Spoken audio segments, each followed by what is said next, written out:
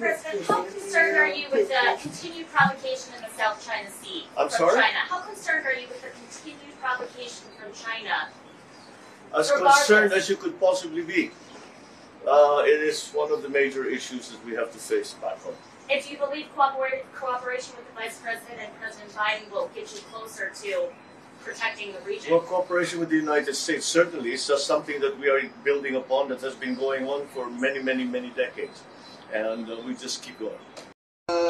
Ito guys, tignan natin guys oh. Grabing mga comment guys oh. The man answers the questions in his third language better than any politicians in America. Tignan mo ah. Puro positive yung mga comments guys. Wow, a president who can speak clearly and coherently. Ito pa guys. Wish our president was coherent as this man. Puro positive. Nakakaiba talaga to si BBM. Now, ito pa guys oh, sunod-sunod guys. Notice how he actually answered the question instead of being a coward and walking away. So grabe guys. Talagang swerte tayo na si BBM naging presidente natin kasi hinaharap niya yung problema, hindi na tinatakbuhan. Sunod-sunod guys, ito pa oh. Western politicians should be ashamed watching this. Not even the guy's first language and he still delivered as better response than anybody in North America or Europe would have. Respect, Mr. President. Grabe.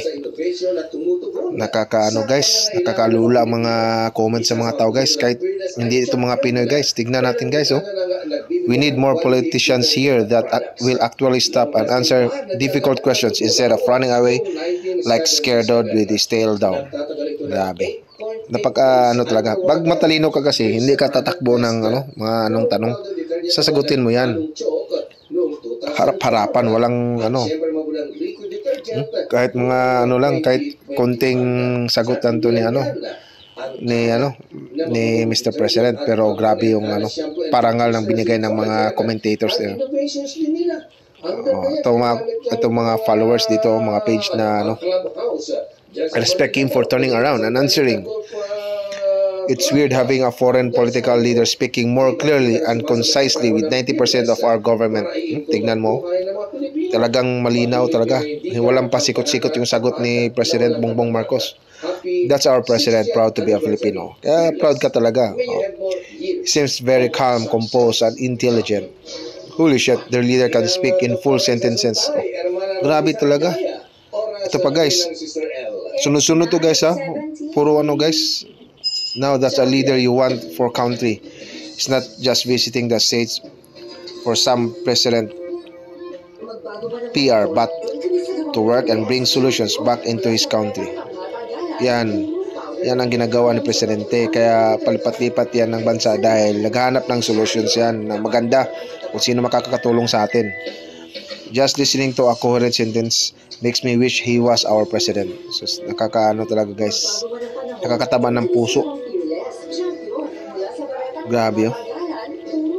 Grabe talaga guys. Lahat na lang guys oh. Ito yung guys, patunay na hindi tayo nagkamali ng iboto natin si Presidente Bongbong Marcos. Kaya yan guys. Tignan nyo. Puro laki ang Pilipinas guys. So yan guys.